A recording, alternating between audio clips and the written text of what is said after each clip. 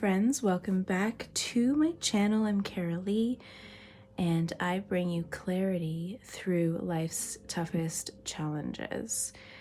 Today's pick a card reading is what karmic cycles are ending in your life and what new beginnings are on the horizon. I'm very excited to bring this to you today, and thank you so much for being here with me. Thank you for sharing your energy with me. I really appreciate it. I'm so happy that I can channel these messages for you, and yeah, I love connecting with each and every one of you. So thank you so much. Take a moment, take a deep breath, and choose the pile that resonates with you. We have 3 different decks for you to choose from. Pile 1, 2, 3. Pile 1 has this black Tourmaline. Pile 2 has this healer's stone. And pile number 3 is this beautiful angel aura quartz. So select the pile that resonates with you the most. Take a deep breath. And let your intuition guide you. When you're ready, go into the description box and select the timestamp that correlates with your pile. See you in your reading.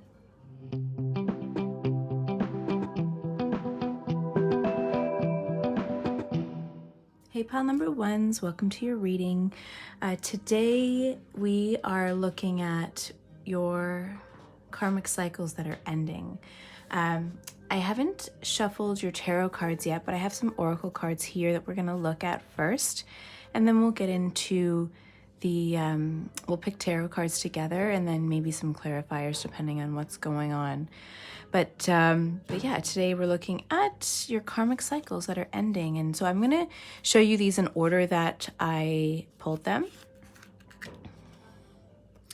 The first one here, we have number 5 from this deck. I love this deck. The imagery is just so beautiful. So we have the number 5. 5 is a number of big, really positive changes that are coming about in your life. I see here that, just to start off with, I see here that it's like you're learning to set really healthy boundaries with, especially with friends. Sorry, I've been a bit sick, so if I sound stuffed up and I cough a little, I apologize. My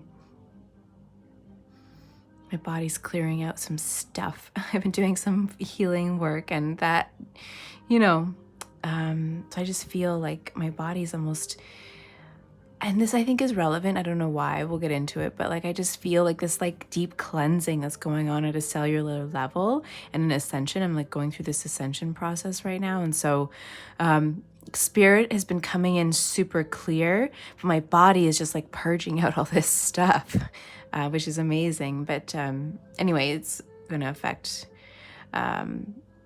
my voice and the reading. But I think it's really important, that message, not that I like to tell everybody all my business, but I think the message is really important for you in terms of cleansing and clearing out these toxic energies, these toxic people in your life. There's pink here, like a lot of healing coming in for you, spiritually, physically, mentally as well. It's like you're done giving pieces of yourself away for free, for nothing. And these people in your life have just been taking advantage of your niceness. And I honestly believe that not everybody does that maliciously, but a lot of the times we feel this need to people please, and then there's people out there who are more takers, right?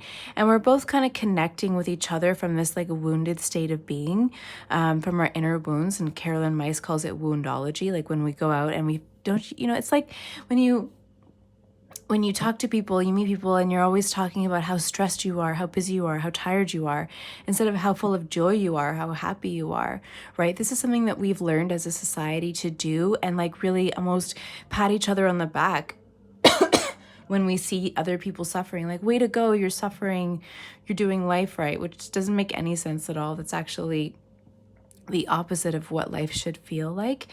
And the only way that you're going to be able to step into your joyful state and that state of abundance and inner peace that you've been really looking for and asking for guidance on is, I think, Spirit saying, really setting healthy boundaries. And that's something that you're ending this toxic cycle or these this karmic pattern of not having healthy boundaries, feeling as if you need to give too much of yourself in order to be liked, in order to be admired, in order to be heard, listened to, connected with, attuned to, which is a wounded state from childhood, but not just childhood, it could be past lives as well, where you've been learning sort of like how to stand in your own power and not give pieces of yourself away for free. And free doesn't necessarily mean like everything needs to be have a monetary exchange, but there is a healthy give and take in a relationship, that's in all relationships, that are really important. You can't just always be the giver. You need to receive as well. I'm going to put that over there so you can kind of look at it. Let me move this up. I think spirit is also really here to protect you on this journey, right? I think that your spirit guides have been looking at you thinking, wanting to help you shift this behavior pattern to stand in your power, to stand in your own self-worth and love. And you selected the black tourmaline, which is a lot about grounding and protection from these toxic energies, or these energy vampires that have been kind of sucking you dry. So that's a really important message for you too. And what else do we have here? Patience, 7 of Pentacles. I'm going to lay them out, these oracle cards, and then we'll channel the message. From the fairy forest oracle deck, we have number 18, which comes to number 9, elf struck. So again, this like idea of something ending, a new beginnings happening. I think the new beginning that's happening for you is this enchanted life, beguiled and spelled. Like you just feel as if you are so connected to yourself in the spirit world. You're enchanted by what spirituality means for you. You're enchanted by the metaphysical world, the quantum world, things that you can't see, but you can feel. Maybe you're also, I was talking about my own spiritual ascension, and And maybe you're in the midst of one yourself as right now as well. I'm going to move these. I'm going to put that there. Be creative with the space here today. Which way did these come? I think that was the last one. Anyway, we'll go through this. Playing it safe did come upside down, so I want to honor that. Family, friends, guides was also in reverse. A creative endeavor.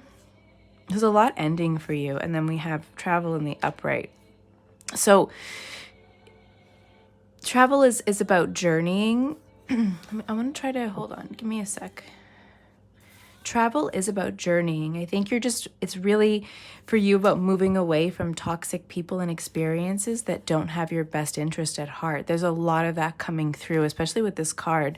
Big changes in your life, big changes in your environment, in the people, especially that you are surrounding yourself with. I think you're realizing that people have been very toxic. You've been hanging around too many toxic people, toxic environments, people that didn't really care about your needs. You know, they just they took advantage of you. They took advantage of your sweetness.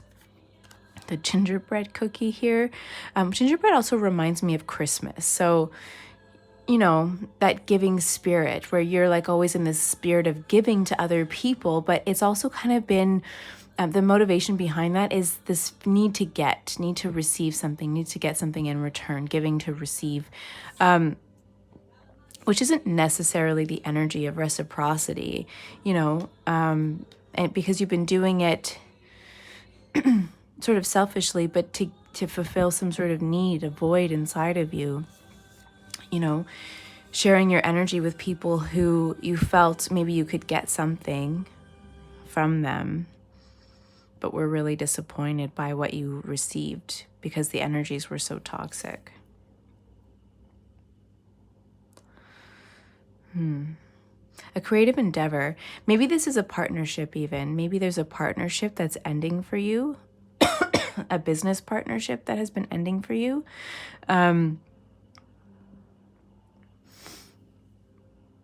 And that you're moving away from. So in reverse, like the question that I posed to Spirit was what karmic cycles are ending. So playing it safe, family, friends, and guides, a creative endeavor, and then travel in the upright, which I think is kind of moving into the future. I may actually put that over here. We'll pull out your tarot cards and see what comes up. And then just having patience for the new opportunities that are coming into your life. Waiting for them. But they are coming. Yeah, the family, friends, and guides here in this card in the reverse position is definitely the sign that you're ending toxic friendships, maybe even with family as well. Maybe you've decided to cut some family off or walk away from toxic family situations, or learn how to set healthier boundaries with the family members when you're at family events. And focusing on your healing, on your own ascension journey, on your own connecting with your spiritual self, with the true inner being of who you are. And you're done playing it safe. Maybe you've been relying on other people. Maybe you've been relying on other people to help you succeed or to help you grow. And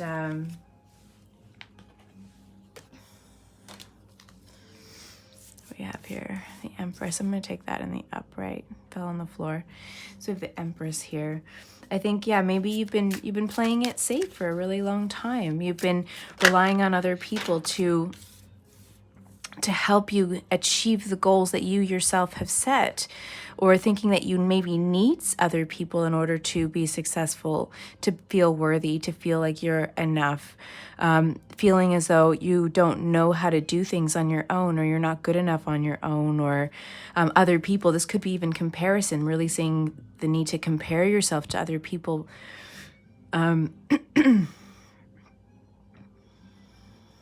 And finally realizing that you are the Empress. You are the embodiment of the Empress, and you have all of the magic and creative energy and ideas and fertility within you to birth something brand new, to put yourself out there in the world, to create. I love this Seven of Pentacles in this deck with patience, because this is sort of the embodiment of the Empress card. I feel the way that this is laid out, she looks like the Empress in this card.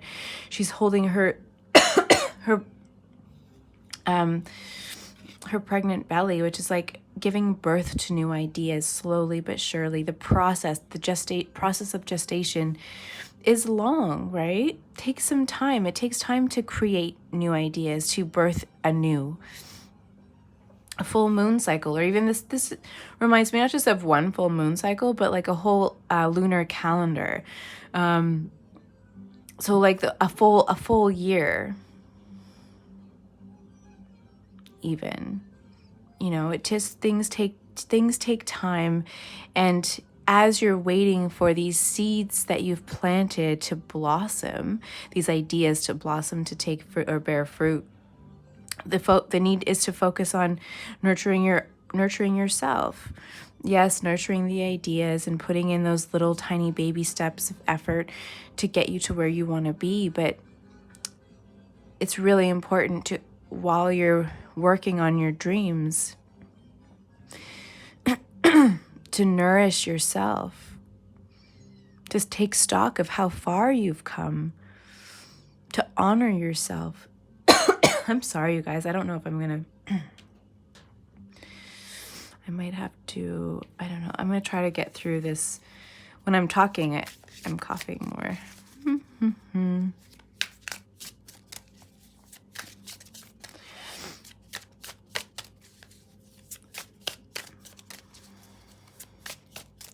I think, too, though, there's something to be said for communicating your boundaries. In this card, she's holding her she's holding her belly, sitting in her garden, you know, really in this state of self-protection as well. So I think there's a lot to be said right now for you about protecting your own energy, releasing the energies of things that aren't aligned with you, that don't honor you, that hurt you. Even if it means abandoning a creative project in order to align yourself with something better, something that's actually meant for you. An old idea even. For some of you, there's an old idea that needs to be rebirthed. With the Patience and the Seven of Pentacles here, this is like a seed. It's an idea that maybe you had a really long time ago, many, many moons ago, that you abandoned because you didn't feel like you could do it on your own. But I'm hearing Spirit say that, but it's going to be very fruitful for you. It's something that will set you apart from other people, but you didn't think that you were good enough for it. You thought that you needed somebody else to help you. Maybe you partnered with somebody who promised that they would help you grow this idea, this thing, but they didn't fulfill their end of the bargain. And you thought by working with somebody else on this project, you would be safer, it would be easier, you'd grow faster. But all it did was actually hold you back and highlighted this this tendency towards people pleasing and serving other people and helping other people fulfill their goals instead of like asking people to really help you with your goals.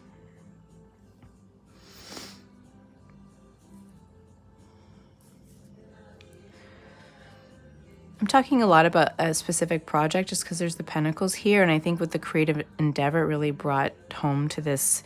Actually, there's 3 Pentacles here. Just the idea of like a partnership of some kind, probably most likely business or a creative project. If you're in school, this could be a school project as well. And realizing that you were pulling all of the weight, but not taking all of the applause, all the credibility, or what's the word? Credibility, but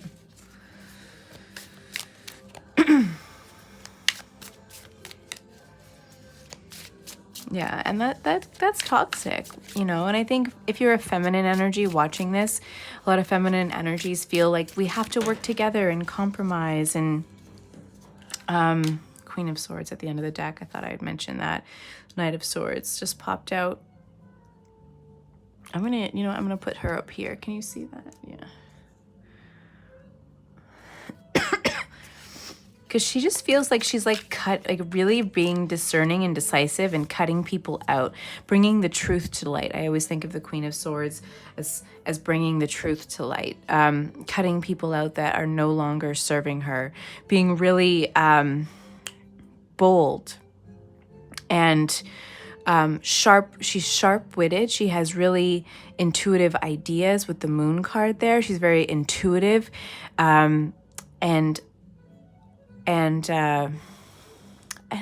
discerning, decisive, yes, but she's very sharp. She's quick-witted. She's very sharp, and she's not afraid to tell it like it is. This is the energy that you're starting to embody now. You're letting go of that, like, I need to compromise my own desires in order to work with the collective to get everything done, and sort of really, I think, maybe misunderstanding the spiritual journey, right? Sometimes we can get really caught up in the serving for a higher purpose, and when we get caught up in the I need to serve a higher purpose, which yes, you will and you do, and your soul does want that for the highest good of all, but sometimes when we get on that path, that mindset of serving the highest good, we tend to abandon our own needs because that we kind of feel guilty for being maybe selfish. We think of ourselves as selfish when following your heart might appear on the surface to be selfish,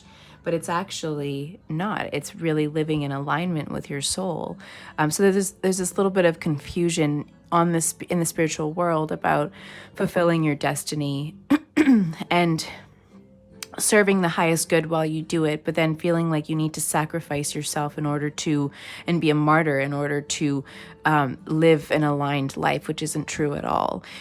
But when you do tap into love of the collective, love for yourself, love of everybody, of the collective, then anything that you do for yourself is naturally going to be a part of the love and the raising of vibrations of the entire planet, of the entire universe, just naturally, because you cannot be in a state of love and hurt other people. It's impossible, right? If you are fulfilling your dreams, you are in alignment with your soul, doing the things that your heart is calling you to do, following the call of your heart, and things that bring you joy, that will never cause harm to other people, not in its truest state. If it is causing harm, then it's probably your ego that you're following and not.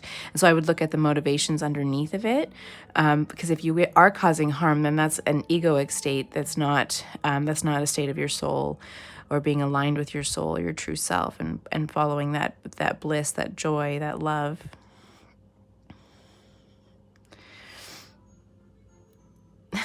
Okay, so we have the Empress, Ace of Pentacles, Knight of Swords, Queen of Swords, travel over here. I'm going to get clear, before I go into the Knight of Swords here, I want to get a clarifier card. So I'm just like, there's a lot of people around you. Holy shit. The Emperor. Divine Feminine, Divine Masculine energy. Number 3, number 4, Knight of Swords, Ace. The Knights can also be a number 2 if you broke it down, because the Pages are number 1 and Knights number 2. Queens are number 3, Kings are number 4. So it's like 1, 2, 3, 4.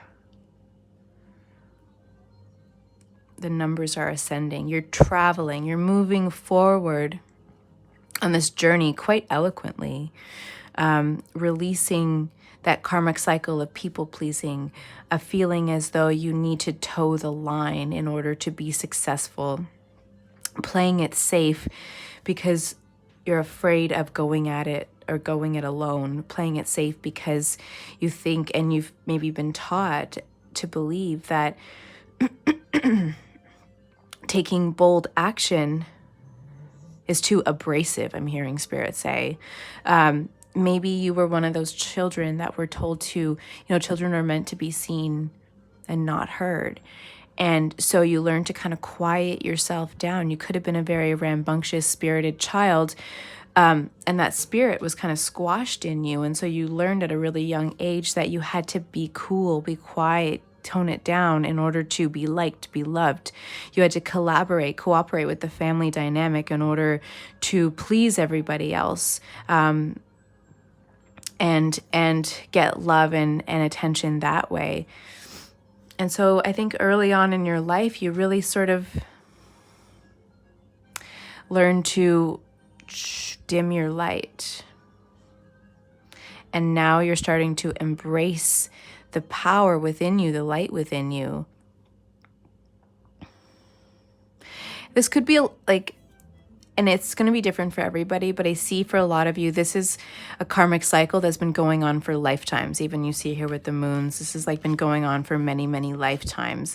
Maybe there was a lifetime in the past where you learned, again, you went through the same thing that you went through in this childhood, was the squashing of your spirit, the learning to compromise your gifts, learning to compromise your voice in order to be a part of.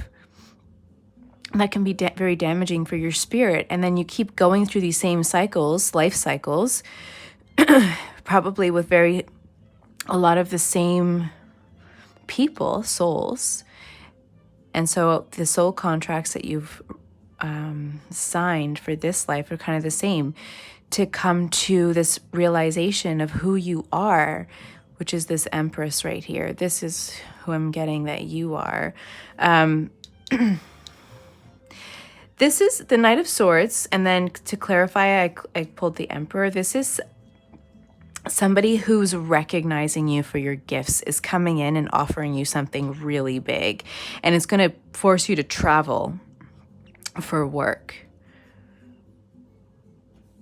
This is a whole new energy. This is a whole new world for you. Look at all these pentacles. So the Pentacles, but then the Empress, Divine Masculine, Feminine, you're going to rule something together. This is somebody, I think, who's looking for a partner because I'm saying he because it's the Empress, the Divine Masculine, but it could be a feminine who embodies the Emperor energy. They need everything that you are. You are, two sides of the same coin.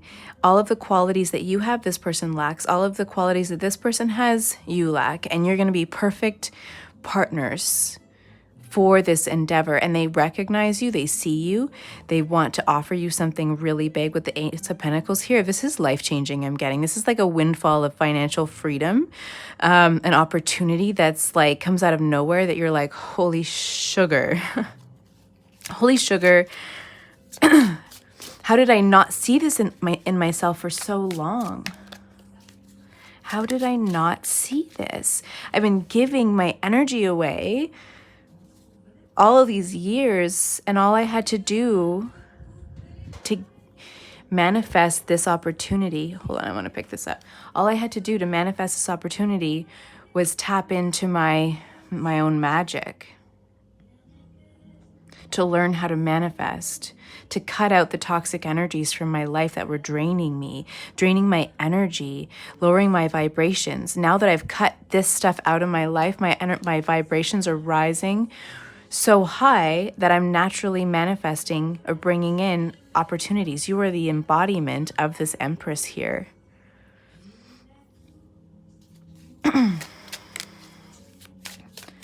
If you're not already doing this affirmation,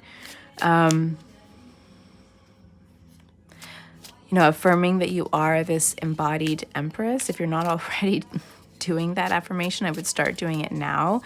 Comment below. Let me know like where you are on this continuum, right? Are you just starting to cut people out of your life, starting to realize that it's toxic, starting to realize that you've been playing it safe for too long and that you're ready to be bold with the Queen of Swords here? You're ready to be bold and take bold action.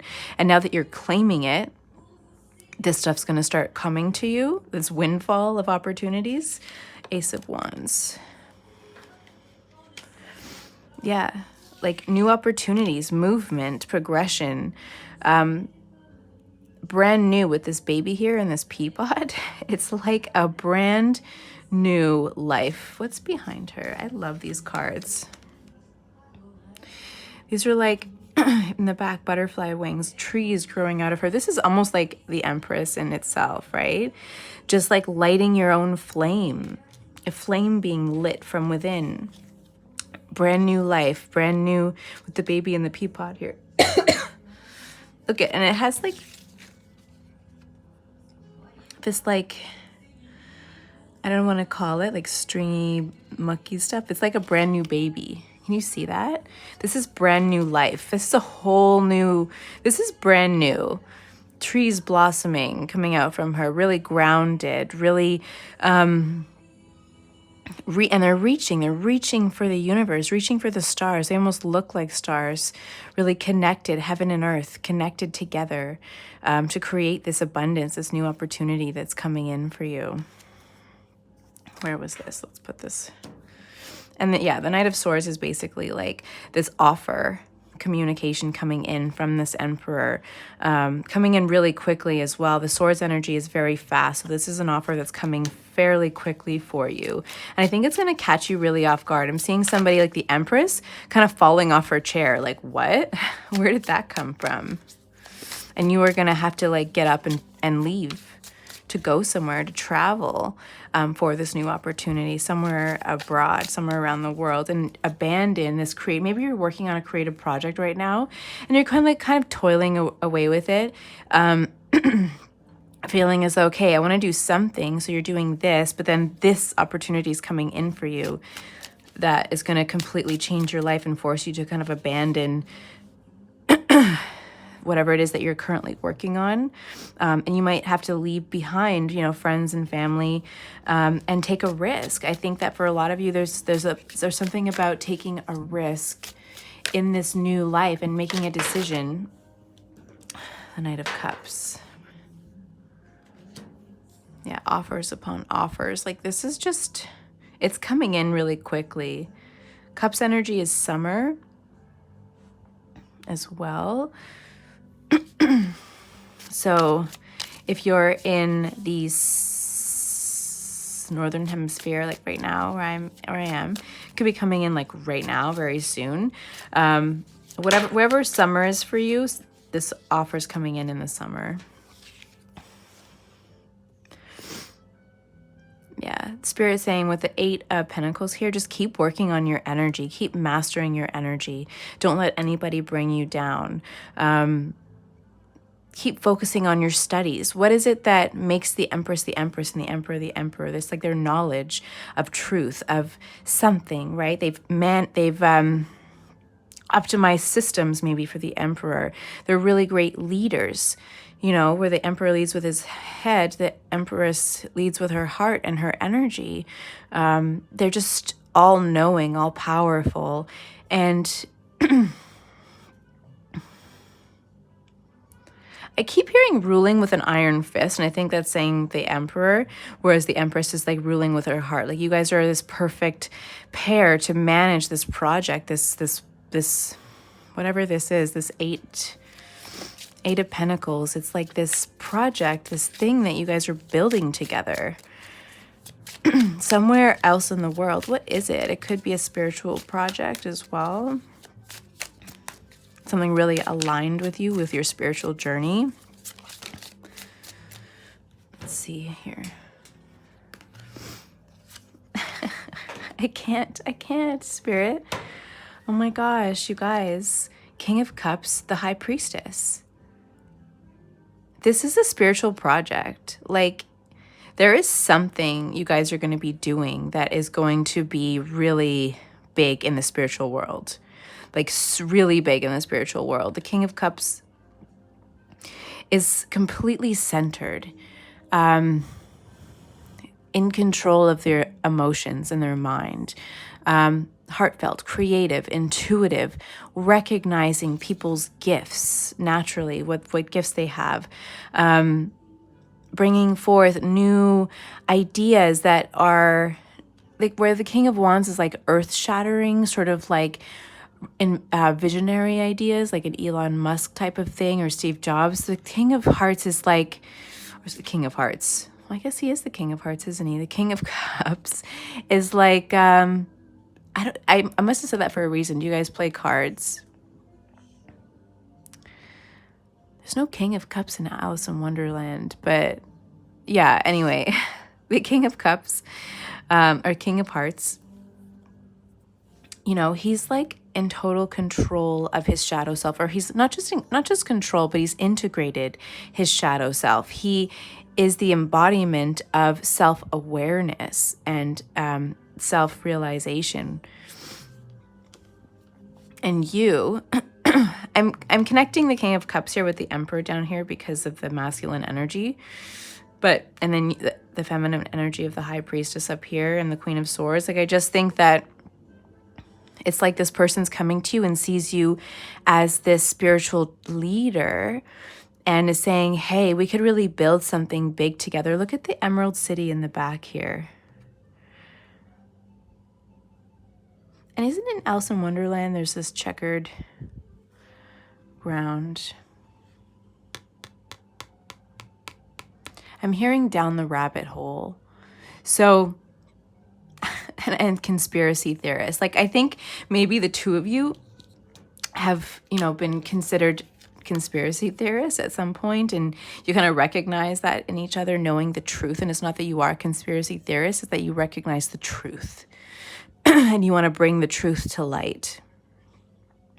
And it's very unconventional in a very unconventional way. This reminds me of Alice in Wonderland, and the Emerald City in the background reminds me of the Wizard of Oz. Like, this is very unconventional, very magical. Look in the back. He's standing on an island, and there's this ocean and like this ship in the background. You're going to have to travel to come and meet this person. This person might already be wherever that is around the world, and they find you online somewhere, or however they meet you, and they're like, come to me. Come meet me. Like, look at him offering this High Priestess a cup. Come meet me here on my island. Follow the North Star. Look at the star here. Follow your North Star. The Emperor is Aries. Let's go through some of the signs. The Empress, I think, is Taurus energy. There's kind of a mix of energies. And then we have a lot of swords energies here. So air, air signs.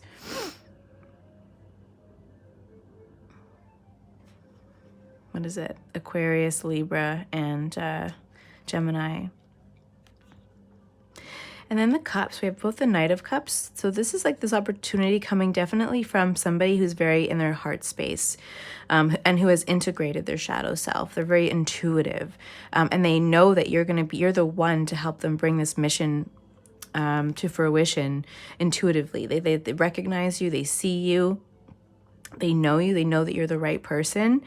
Maybe they're really connected to their higher self, to the spirit world, and spirit has actually called them to contact you, like brought you guys together.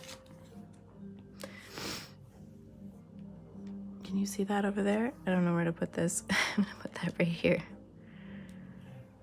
Wow, that's pretty neat, guys. Okay, so the Cups energy is water signs, so Pisces, Cancer, and Scorpio. And then the Pentacles that are here are the Earth energy signs. So Capricorn, Taurus, Virgo energy as well.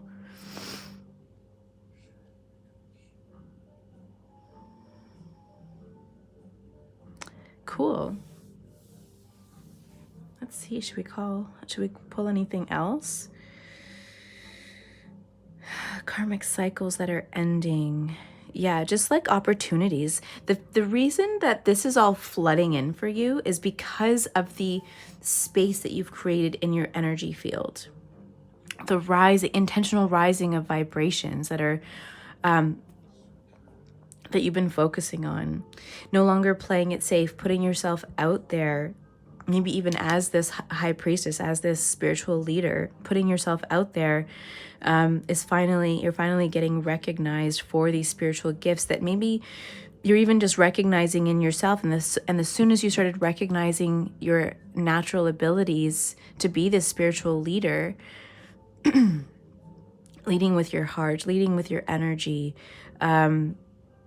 embodying the Empress, being really grounded and focusing on all of the beautiful energy and creativity within you. Now that you started to recognize it within yourself, then these offers are just flooding in for you. Like you're standing your ground. You're so strong and respected with the Queen of Swords right there. She could be, some people think of her as she can be kind of harsh, right? But I think that you've had to be in the last little while in order to learn how to set boundaries, in order to heal from those inner wounds, in order to honor and respect yourself and your own needs. You've had to really embody and tap into your Queen of Swords energy. But it's paying off for you. Yeah, but there's this trip coming soon. I'm curious about the trip. I don't know, I'm just curious. Let's ask about that and then I'll end your reading. Five of Wands.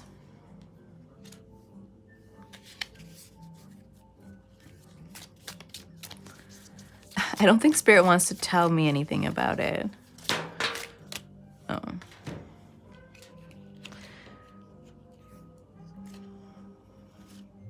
Yeah, no.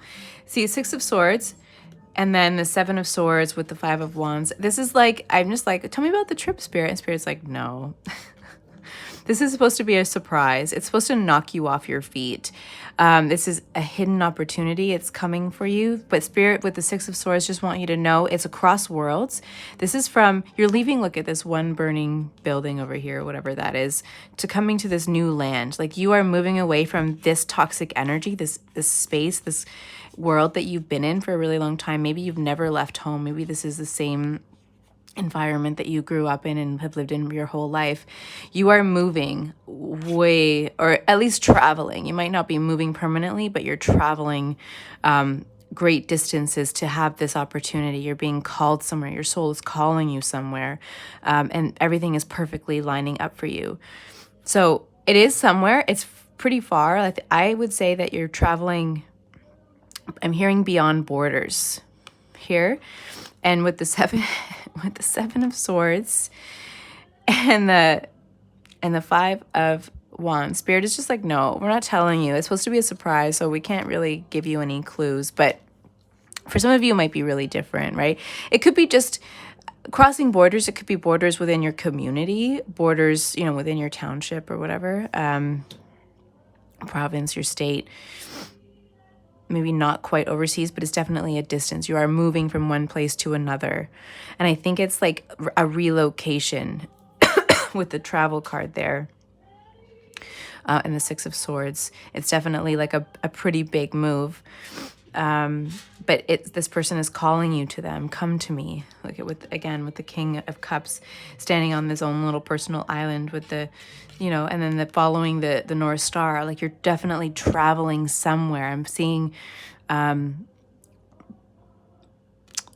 Pan. I think the Spirit's showing me Peter Pan kind of like beckoning to Wendy and the boys, right? Come with us. Be the mother. Be the mother that we're missing here for my group, my project, my company, whatever it is. It's different for everybody. We need you. Yeah, I'm hearing, when Wendy sings that song, the mother, what's the song?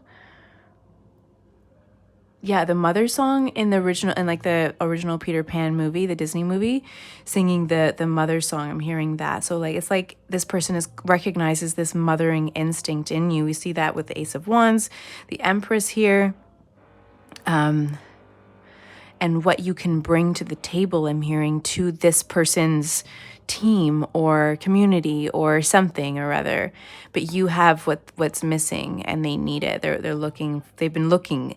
I think that for some of them, I'm hearing they've been looking high and low for this person, for you, and now that they found you, it's only a matter of time. I just saw the clock. I just noticed that it's only a matter of time. I think it's coming pretty quickly, but this opportunity is coming in for you, and it is coming fairly quickly. I'm seeing summer, like I said before. Summer, whatever that means for you, wherever you are in the world, it's going to be in and around summer. But yeah. I'm going to end this reading there. Thank you for watching, for being a part of my community. I really appreciate you sharing your energy with me. Tell me what's going on. I can't wait to hear from you. Tell me about this new opportunity when it arises. But even, about cutting out this energy here, these energy vampires. How was that for you? Tell me about it in the comments. Your own experience with it. It can be difficult. So if you need some support, I want to build this community to support all of us, right? And support you on this journey, to give you strength to continue on this journey of self-empowerment, of healthy boundary setting, of great changes, right? And really trusting that the universe and your higher self knows what's best and is directing you to your highest good. Like the video if it resonated. And if you're not already subscribed, I'd love for you to join my community, and so we can stay connected, and so that you don't miss any videos that I upload. Thank you for putting up with my coughing. It seems to be a little better right now. But I'm really sorry about that. But I wanted to get these, I want to keep doing these videos because, I don't know, I love it. And I love connecting with you and being a part of your life and your ascension journey. So thank you, thank you, thank you. Have a wonderful day, and I look forward to connecting with you next time. Bye.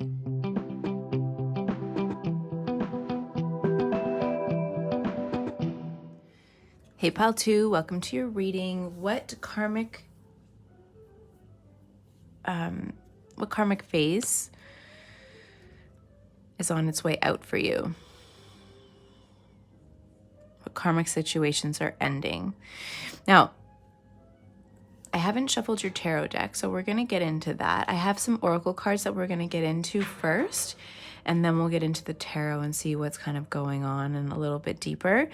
You're the only deck that got 3 of these cards, and Spirit was very adamant about giving you these cards. And actually, I think even your other cards, you got the most out of any deck. So there's a lot of, there's a bunch of messages Spirit has for you. So we're going to try to, get into that as best we can. First of all, this aquamarine color, it always reminds me of a connection and balance between heart and communication, like the words that you're saying, very heartfelt words, speaking from your heart, a clearing of the heart chakra and of the throat chakra. This card, so you have number 1, number 25, number 4. 25 breaks down to 7, so 1, 7, and 4. Any of those numbers can be really significant for you. 1 is also the number of the Magician, 7 of the Chariot, and 4 of the Emperor cards. If that resonates at all, we'll see. We'll get into your cards and see what happens there. So in this first one, we have this beautiful girl. I just see her as just so innocent and light, and really embodying really embodying the inner child journey, or the joy of life, the inner childlike wonder and joy that children possess, that we lose for some reason, as we move through life. These white roses is purity. This blue color, I always think of it as like the baby blue also, this aquamarine. Did I say that right? Aquamarine. It sounds weird. When you say words too many times, they just don't make any sense. Anyway, I think of like this coming from a mixture of like a baby blue, and baby blue is the color of Mother Mary. It's the color of innocence, purity, virginity as well. I don't know why I'm saying that for you, but I'm going to get into the other cards. I'm hearing a loss of innocence. Maybe for you, you're ending the karmic cycle of that lost innocence, healing your inner child, I think. Ending the karmic cycle of living and communicating and connecting from a wounded inner child. That's really powerful. That's huge, pile number 2. I'm so proud of you. These bees, they look like honeybees, but they're white they're white with a yellow face. You can see that. And that again is this like waving of the white flag of the surrendering to life, accepting what it is that you've been through for what it is, fate, karma, whatever, and moving forward, but still like believing in joy, believing in love, believing in purity, believing in innocence, believing in a better life. And sort of, I see these also kind of, I'm hearing earmuffs. It's like she's putting the flowers, like her joy, up to her ears and using it as earmuffs and saying, la, la, la, la, la, I'm not listening to you. Like you're just ignoring everything else that doesn't align with you, that hurts you, that you don't, that you don't want to bring into your energy, to your energy field. And that's really beautiful. You're only allowing purity. You're only allowing people with these white bees that are coming in and these butterflies here. You're only allowing people into your life that have done their own inner healing work. That's so powerful to recognize that, to recognize the need to fill your life with beautiful things, with love, with connection, like real connection from the heart space. Communicate with love and authenticity. She's just like, I'm just not putting up with anybody's shit anymore. And I'm going to embrace my childlike enthusiasm now. That's it. I'm done. Like new beginnings with the number 1 here too. New beginnings. I'm creating my own life. Number 1 is also the Magician. I'm creating my life from this point forward. I'm going to ignore the 3D reality. If any of you are working on intentional manifestations, this is a definite confirmation that they're on their way. If you don't see them yet, they are on their way, and you're doing everything right by ignoring the 3D reality and focusing only on what it is that you want to embody, what you want to see, what you want to feel in your life.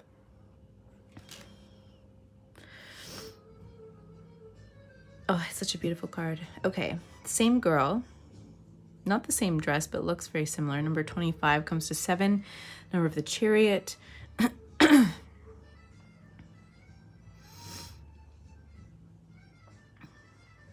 The Chariot is also the Cancer card, or Cancer represents Cancer. I don't know why I just brought that up, but Cancer is a homebody. I think it's very, not lazy. Cancers love home. They love family. They love love and connection. But really, they are homebodies. I mean, they like spontaneity and adventure, and they are kind of, I feel like Cancers are kind of like the embodiment of the inner child, of the magical child. And it's like she is here just like lounging at home, focusing on luxury. I'm saying her because this is a figure of a girl, but it can be either, whatever, however you identify. Just really focusing on self-care, self-love. I think there might be a little bit of a warning of apathy, like not getting so into feelings of apathy and laziness, but I don't think so. I think that the karmic cycles that are ending for you are just like giving your energies away for no reason. Wasting your energy, wasting your time, worrying too much about what other people think and what they see. You're just really focusing on yourself, on your own joy, on your own simple, luxurious life. This also reminds me of daydreaming. We have look at the butterflies. Oh my God, this card, number 4, the Emperor. She's also a butterfly. This deck is not just all butterflies. So it's interesting that you got like 3 butterflies, 3 cards with all butterflies, and we have bees. Bees are all about success as well, manifesting abundance. All of the energy that you're putting out, manifesting something with your high vibrations. Yeah, and in all these cards, this figure is alone. And I think it's the end of isolation. If I had to say a word, like, here, can those all sit like that? Can you guys see?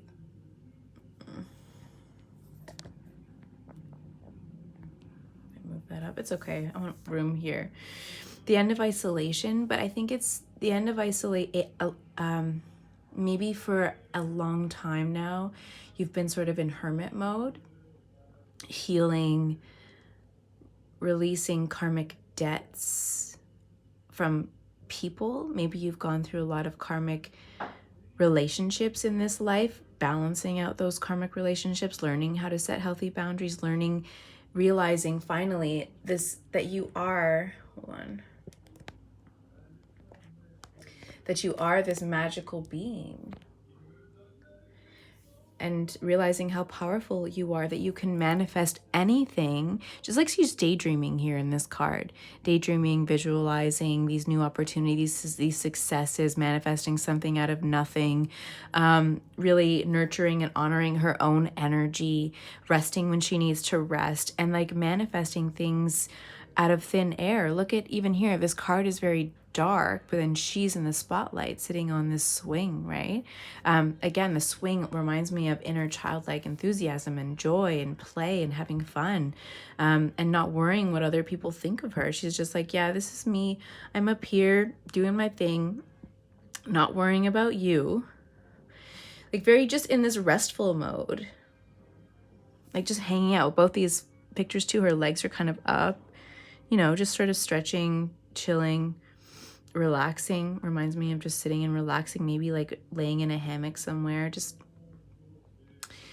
really, and she's also here, like, just so focused. It's like she's daydreaming again, just really focusing inwardly on what she wants in her life, what she wants to manifest, and releasing anything in her life that doesn't align with that, doesn't match that, doesn't mirror that.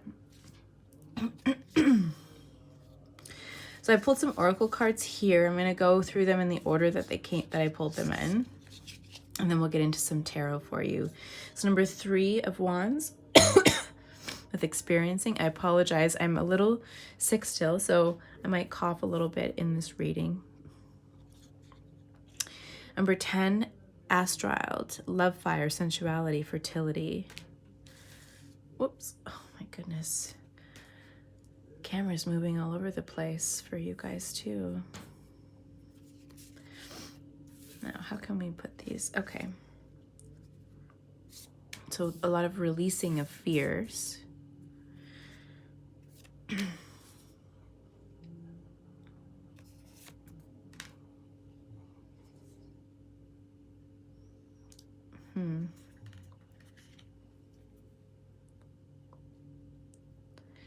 Let's see, can that...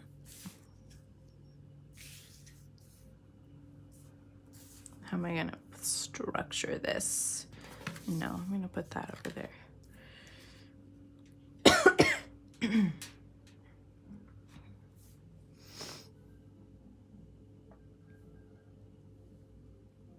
Okay.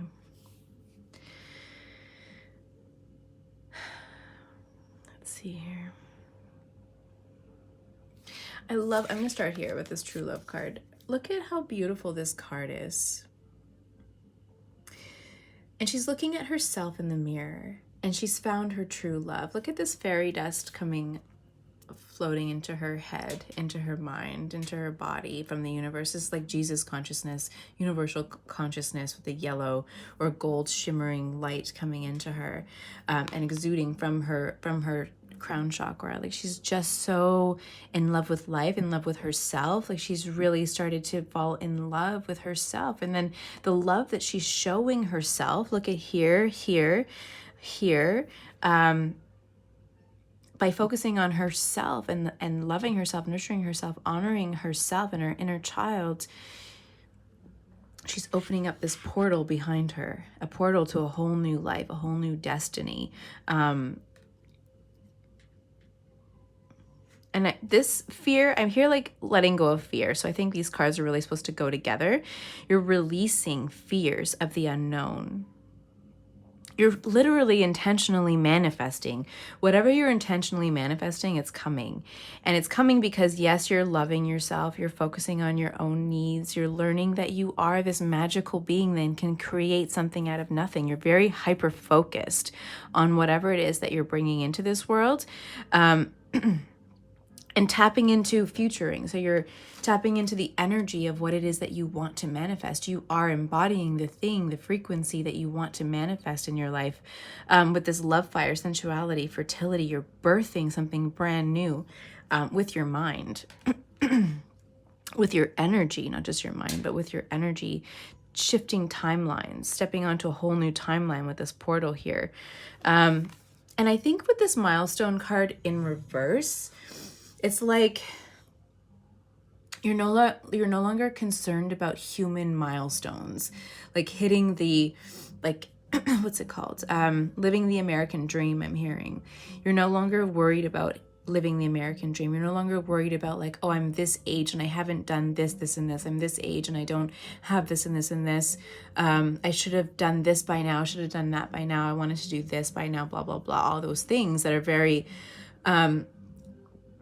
these expectations that have been created and set by this society that we've created, this very hyper-masculine society, kind of wounded society that puts all these like unfair expectations on us and leads us astray, I'm hearing Spirit say. But you are no longer concerned about that. These accolades, you're no longer concerned about that because you're deeply on this spiritual journey, and, you're just doing your thing. You're really embodying your truth, tapping into your energy, expanding your energy, focusing on the love that you have for yourself,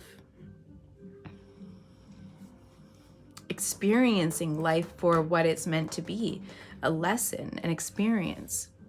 your soul having your spiritual body, your energy body, your soul enjoying a 3D human experience for the lessons, for the struggle, for the strife, as opportunities to grow and expand, because from struggles come expansion. That's how energies work. They constrict and then expand, constrict and then expand. And that's what's happened with you in your life through your struggles, through your wounds that you've experienced. You've constricted so much, and now you're expanding really rapidly. This is kind of similar to pile number this is kind of similar to pile number 1, but in a different way. In a different way.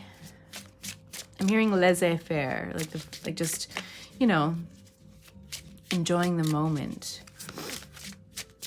And that's what right now is you're focusing on, and you're releasing the karmic cycle of achieving to what purpose, to what end kind of sensation. Now you're focused on your spiritual journey and achieving with energy, with focused intention. Focusing on loving yourself and following your path, opening up portals. Like this is a very, not just spiritual pile, but this is like, you are the magician. You are the alchemist. And you are alchemizing all of those wounds from your past, from past lives, into a new ability. Like you are the witch, I'm hearing. Like you are a witch, you are the magician, you are magic. And you are now starting to feel like Jim Carrey, the universe living through you.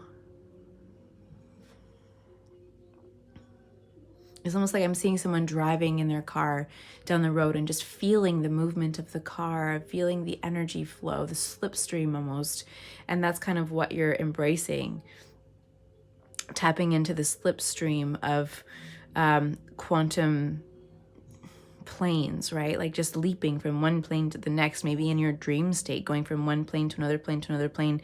Maybe you're a starseed. Maybe you practice a lot of astral travel. You can see in this card as well, especially with that being the 7, coming down to the 7, the Chariot. Like maybe in your dream state or when you're meditating, you intentionally leap from one plane to the next, or go to this planet and that planet and this planet, this time, that time, that time, just for fun, just to play around with it.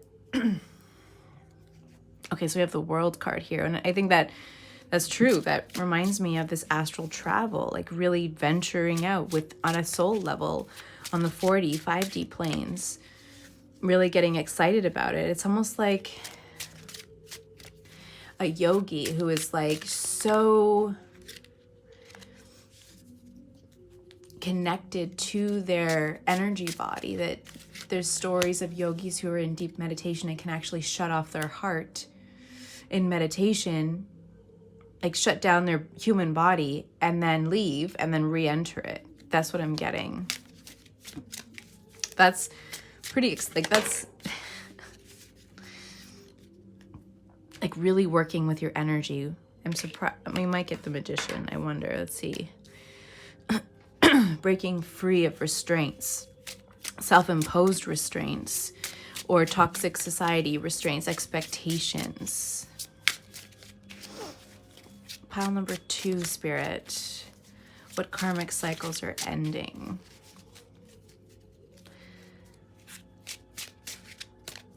Look at this girl. She's like looking at beyond this kind of doorway. What else is out there? What else can I experience? What else can I see through my mind's eye? The universe is so big. 3 of Pentacles. You're co-creating with the universe. I look at the 3 of Pentacles. It's a lot about like partnerships or collaboration, but I often look at it as co-creation, especially if you're not working with any specific people, which I don't really see. I think it's more of you co-creating and working with your spirit guides, with the universe. If you resonate with being a priestess of some kind from Lemuria or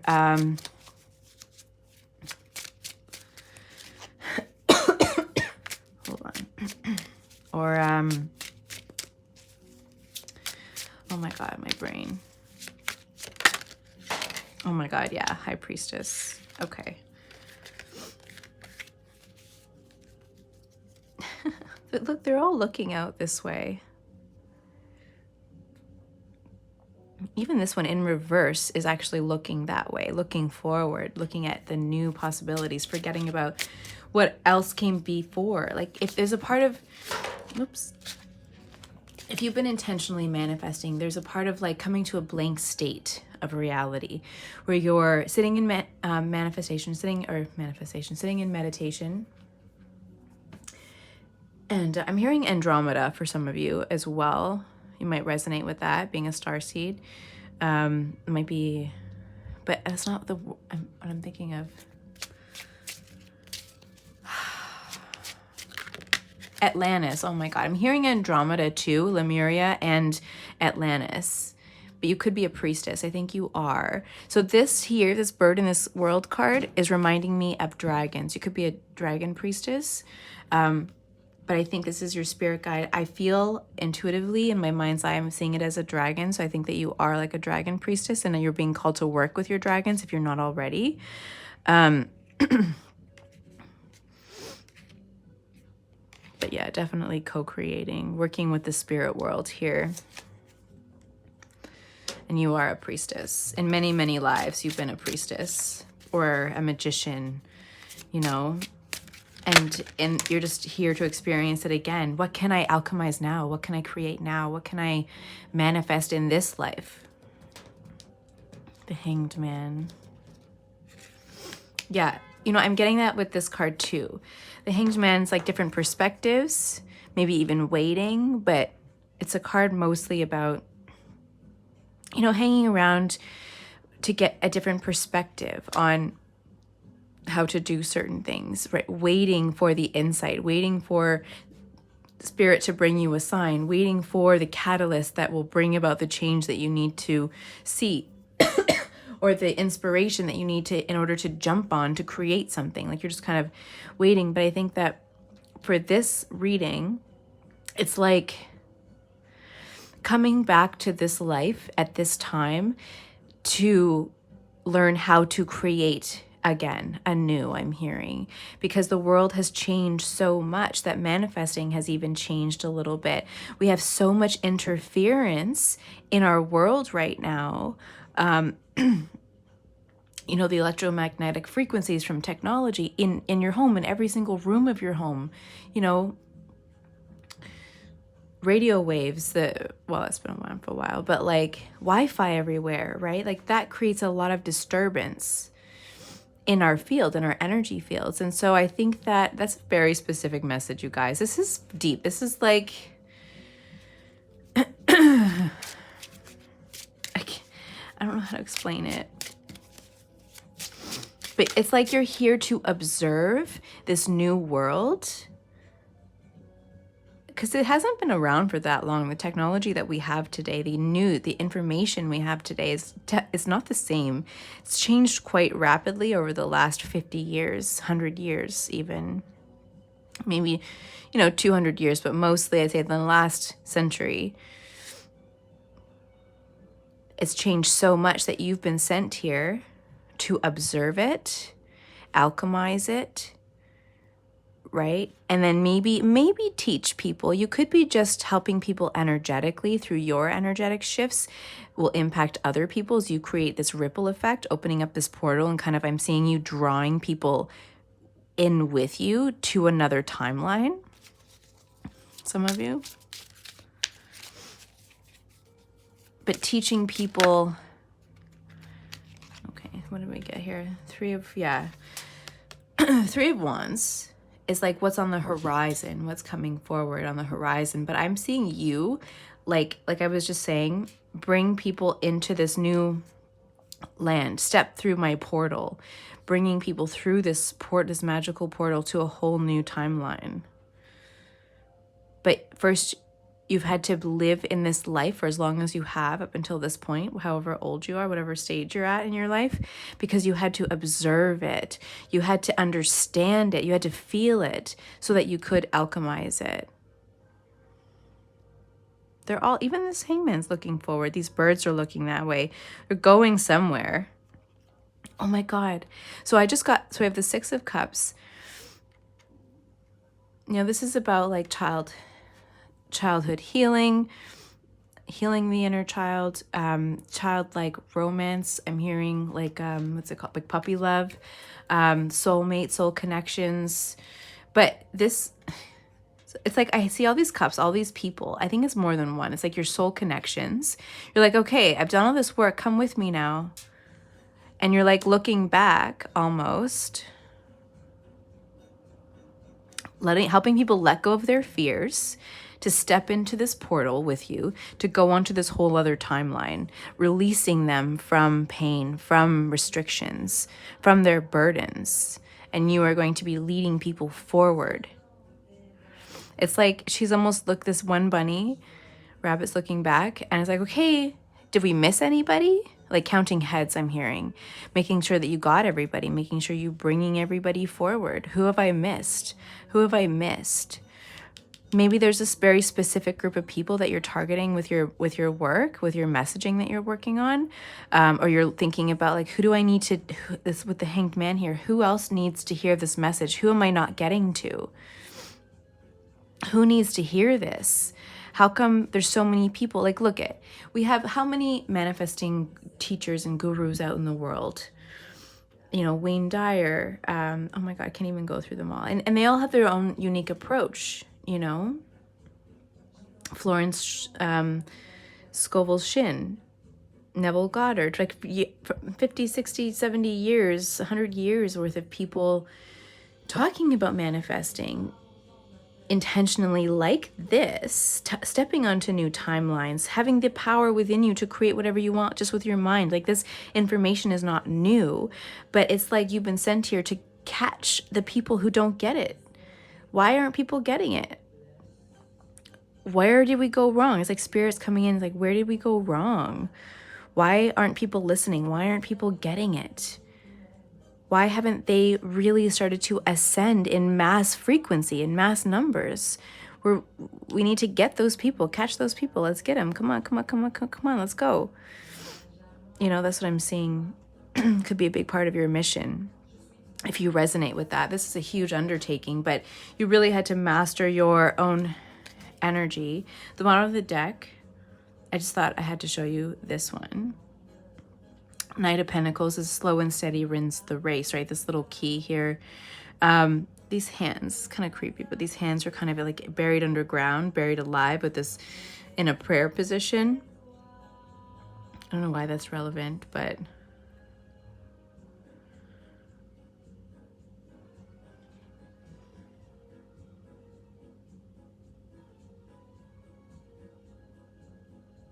oh, it's like this bird. I'm sorry, I'm just getting lost in this card. I'm not going to go too deep into it in this moment, but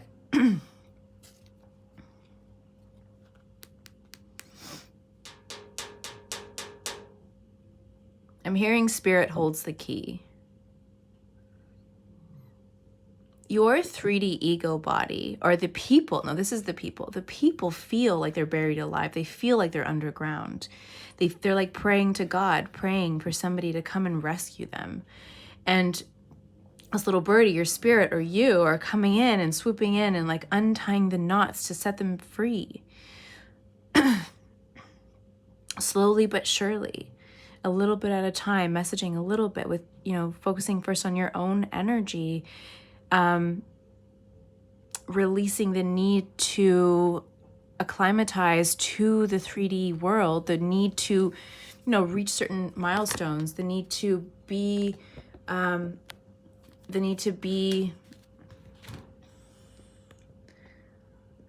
sorry. The need to be, my battery was just dying. The need to be a part of a construct, a 3D construct that doesn't actually make any sense in the spirit world. So you're setting them free here. Anything else, Spirit, that they need to know, Pile 2 needs to know before we wrap up this reading?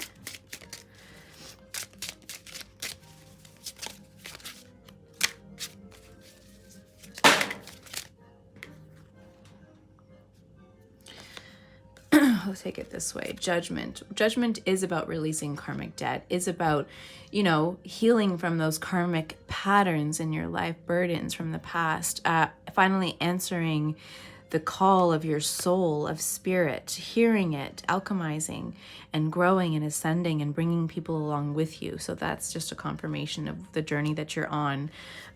Releasing the need to fit into this 3D plane is the biggest lesson here. Doing your own thing, manifesting something from nothing, really tapping into and expanding your energy, fertility, sensuality, even using, you know, you could use different ways to raise your vibrational frequency. Sex magic could be one of them as well, I'm hearing for some of you.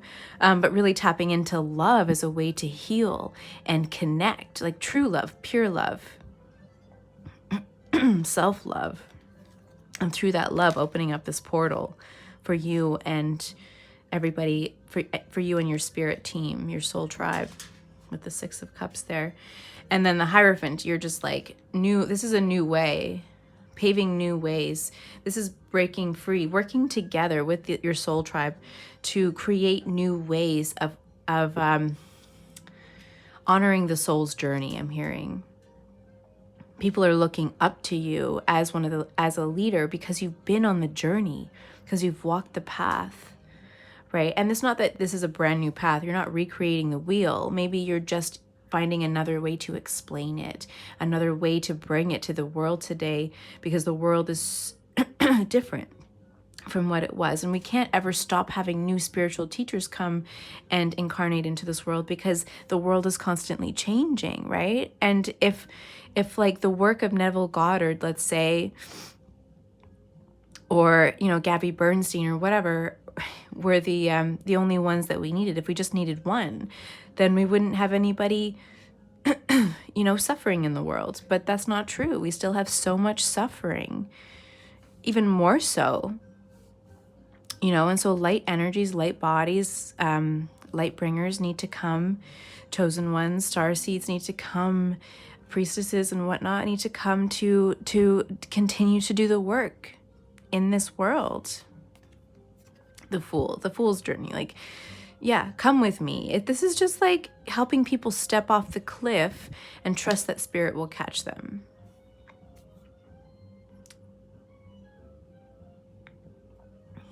So the only cards that are really looking back here, it's like, did we get everybody? Looking back at how far you've come, looking back on your journey, and like, how can I use my own journey to teach other people even? That could be a part of it. Like your own karmic lessons, you know, use those in order to tell the story, in order to bring people along with you. That's a big part of why a lot of us healers and light workers and stuff need to have these human experiences, need to focus on the wounding, or have these deep wounds to heal them, so that we have gone through our own journey, so that we can relate to other people. That's why Esther Hicks and Abraham can be so unrelatable, and they talk all this about energy and frequency, which, you know, to some makes sense, but it's so unrelatable because it's so disconnected from the human experience. And your human experience has allowed you to be relatable, to connect to people on a whole different level, where they actually will understand what you're trying to tell them, what spirit's trying to tell them. And that's a part of your journey here, and a part of the reasons you've gone through things that you've gone through. It's not for nothing. I'm going to wrap this up here. Pile number 2, thank you for joining me and just sharing your energy with me. This is a cool, really powerful reading. I'm so excited for you and just grateful for all the work that you're doing here. I'm like me talking to your higher self, to your soul. Thank you for coming here and doing this really important work. If this resonated for you, please comment and yeah, let me know. Share a bit of your story, a bit about your background, what you've been through, your realizations about the limitations of the society that we've created, that we live in this world, and how you do your own energy work, your own embodiment work. I'm interested, curious to know more about you. Like the video if it resonated, if you liked it, and don't be shy. Please connect by subscribing, so that we can stay connected, but also so that you don't miss anything else that I upload. Thank you, thank you, thank you. Sending you so much love. I can't wait to connect with you next time. Bye.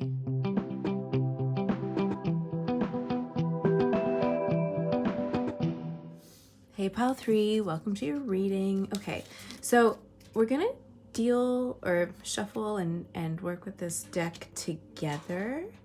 But first, we're going to go through some of your oracle cards that I pre-selected, and one tarot card there. And then we'll get into the tarot together. You picked this beautiful Angel Aura Quartz. I literally went to the store, and I don't know why I'm telling you this, but I went to the store because I've been seeing it in readings and I just was like drawn to it. I needed to like search around the whole store. I think I looked in every cabinet, and then it was like one of the last few cabinets that I looked in. That story is going to be relevant for you. I'm not sure how, but I will tie it in when we look at your cards, but it's beautiful. So we're looking at what karmic cycles are ending for you and kind of like your journey forward from here. So I'm going to put those right there. Ooh. Oh my God, this card, I love it. It's one of my favorites in this deck. 16, which comes to 7. You could identify with life path number 7. Number 7 is also the number of the chariot in tarot, and also the sign of Cancer.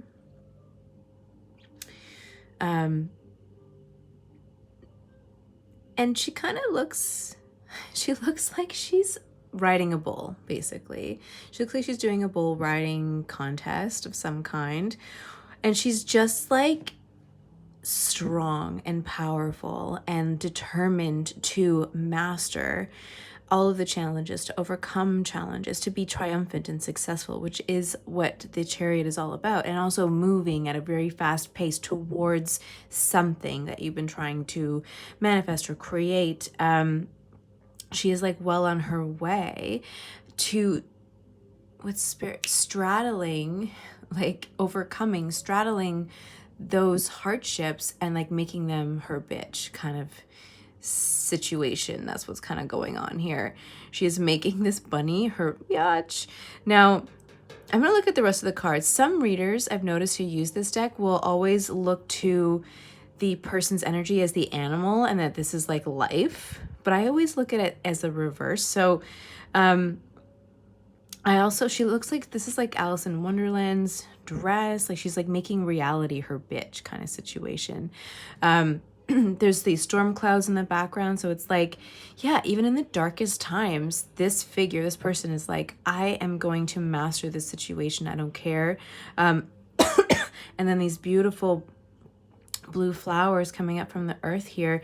Blue, especially this color blue, kind of like a baby or a light blue. This is the color of innocence. This is the color of purity and virginity. Not that you're a virgin or you have to be a virgin in this, but it's like coming back to innocence, coming back to your inner child, and like harnessing all of the powers that you've accumulated over the years through your experiences, your human experiences, but doing it with purity, with love, with light, and returning to innocence. Isn't that a song from like the 90s? I can hear it on like Dance Mix 94 or something. One of those old dance mixes. Do you remember those if you're from my generation? Oh my gosh. Yeah, like a return to innocence, something. I can hear it playing. So it's this returning to innocence, but not losing the knowledge and the awareness that you've gained through your really difficult life experiences. But it's actually through those hardships that you've experienced that have opened this doorway to return to innocence. Look at it on the rabbit. There's this bell. I'm being drawn to the bell right now. The little jingle. It's like people hear you coming. We're gonna get into why. There's more in that. Or it's like you want to warn people that you're on your way. You know what it is? You want recognition, Spirit's saying. You want people to recognize who you are, who you've become. You're like, look at me, see me. This is me, God damn it. This is me. You always ignored me and you can't ignore me anymore.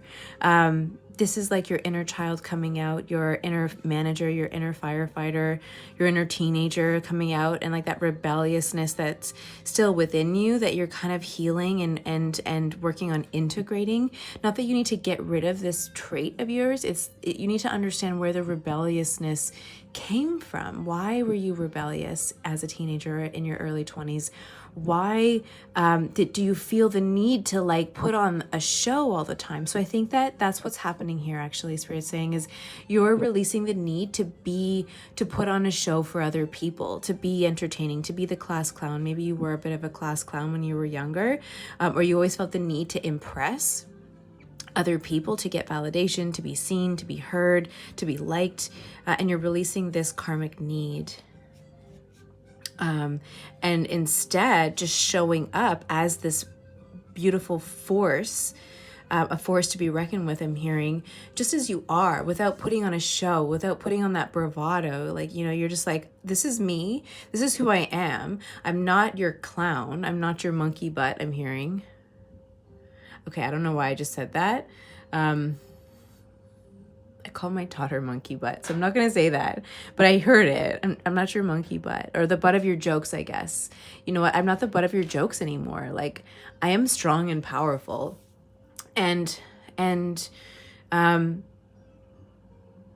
But like, there's so much going on in this card, actually. It's like I'm showing up with bells on. This reminds me, the color, I'm pretty sure belladonna is this color, although this isn't belladonna, but it's like this color. I'm showing up with bells on, and you're no longer numbing yourself with substances to sort of dim your light. You know, I think there's so many ways, right? Like being the class clown, trying to please other people through joke telling, through being the butt end of the jokes, trying to put on a show, crowd pleasing kind of energy. I lost my train of thought. You know, so there's that end, but it's always the motivation behind the behavior, the attitude, the people-pleasing, seeking behaviors. What's the motivation behind it? There are people who are just naturally showstoppers, I'm hearing Spirit say, and they're like that by design. They're there to impact the world, and that's very different from showing up as the court jester. You know what I mean? So there's like the king of wands kind of energy, and then there's the court jester. Who are you? Because there's a fine line, Spirit saying, between those two energies, between those two people. And underneath of it, it's the motivation. It's the aligning with your soul and who you truly are.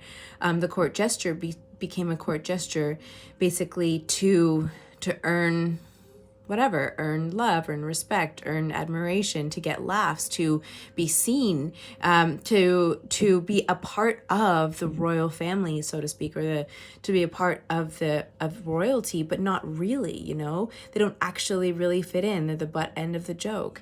Whereas the King of Wands is like born that way, born regal, is a visionary, is a powerful, turns heads wherever he goes. The Queen of Wands, same thing, turns heads wherever she goes. And that's just this natural gift, right? It's just stepping into your power, whereas the court jester could have been a baker, right? Or something else more aligned with that person, with that person's soul and spirit, but became a court jester because they needed that validation, that external validation to feel good about themselves. Okay, so let's look at more of this going on here. Okay, the Fool. Let me just pull out these cards and then we'll talk about it. Fairy Godmother, number 32. Revelation, discovery, epiphany. Oh, neat. Yeah, this is like number 32 comes out to 5, which is the number of change. So we have the number 7, life path 7. Maybe Cancer. Number 5 is the number 7 is also about soul alignment, and we're just talking about soul alignment, but it's really about when you see the number 7, 777 out there, it can either be a confirmation that yes, you're in alignment with your soul's journey, or it could be a reminder or a warning to get back into alignment if you're off of alignment, right? So I think that whole story that I just told you about the court jester versus the King of Wands, or king energy, queen energy, is very significant when it comes to the number 7. Make sure that you're in alignment no matter what you are. Nobody's less than somebody else. Like if you were born to be a baker, let's just go with that. If you were born to be a baker, you're not meant to be a king. And so your energies don't fit that sort of lifestyle or that environment. And so it's not going to be aligned. It's not going to feel really quite comfortable. You'll never quite fit in. And you're just trying to force a square peg in a round hole. And it just will never really quite work. And you'll be like the butt end of the joke. But if you focus more on being what you were meant to be, being the baker, then, you are going to be the best baker in all the land, and people are going to admire you from miles away and travel just to come to your bake shop to taste your goods and praise you for this work, this creation, the food, the energy, the love that you're bringing. So there's the difference, right? And it all comes from wounding. When we try to be something we're not, it's not because we're born that way. It's because we were conditioned to be that way. And so Fairy Godmother number 32, which equals to 5, is about positive changes. It's also the number of the Hierophant card, revelation, discovery, epiphany. And the Fairy Godmother, this is like finally realizing who you are, what you're destined to be, and everything that you've been doing before were for the wrong reasons. And so now you're, with the Fool card here, you're in search of, or leaping into the unknown, into this new path, this inspired path that maybe you've had a vision about, or a dream about, or something you've always wanted to do, but decided not to do because it wasn't what was expected. Other people wouldn't understand. People told you that it was impossible, or a pipe dream, I'm hearing for some of you. But you're like, screw you. I'm going to do what I'm meant to do. I'm going to follow my truth, and I'm not going to please you anymore because that's not my job. Wow, that was stern and strong. Like, I just see this this inner teenager, this inner rebellious person coming out, and for a good reason. It's not that your teenager was rebellious for no reason. Like I was saying, it's, that's a big part of your life where you came into alignment, where you came into self-awareness, where you learned who you were, just as in relation to yourself, but also in relation to the external world. It's where a lot of wounding comes from. It's not just from our early adolescence or childhood. It comes from being a teenager as well. When you're a teenager, that's the time of your life where your brain really starts to develop that sense of self-awareness. Like I was just saying, who you are in relation to yourself, the universe, God, in relation to society, to your friends, to your family. You get this really deep understanding and develop a lot of can develop a lot of toxic habits and behaviors when it comes to these woundings and motivations of like how you exist in the world, or how you're going to exist. I mean, we have to make these big decisions about where we're going to be in life. What school do we want to go to? What do you want to be when you grow up?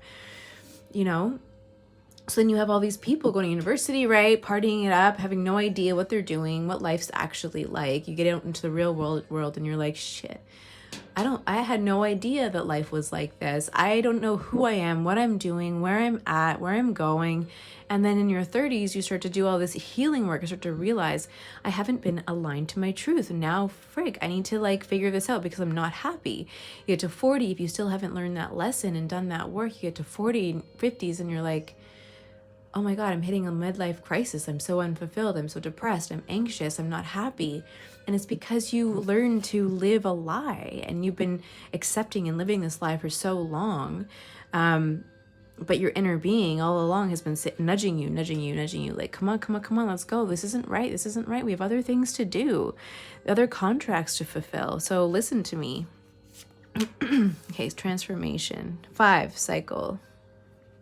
Again, big positive changes because you've decided, you've had this epiphany, whether it's you, spirit, your inner being, it's all the same, telling you, showing you the way, giving you that inspiration, that joy to follow, realizing, God, I'm this unhappy. I need to start making myself happy because no one's going to do it for me. Obviously, because I've been trying to please other people, relying on other people for my happiness, and it's not working. So something's got to change. Something's got to give. And now you're realizing, oh, I got to make myself happy. Okay. 8 people. New supportive connections are coming in for you. I think I did this in the wrong order. Okay, so dark thoughts in reverse. That's changing. We just talked all about that. I'm not going to go too far into that. Transformation.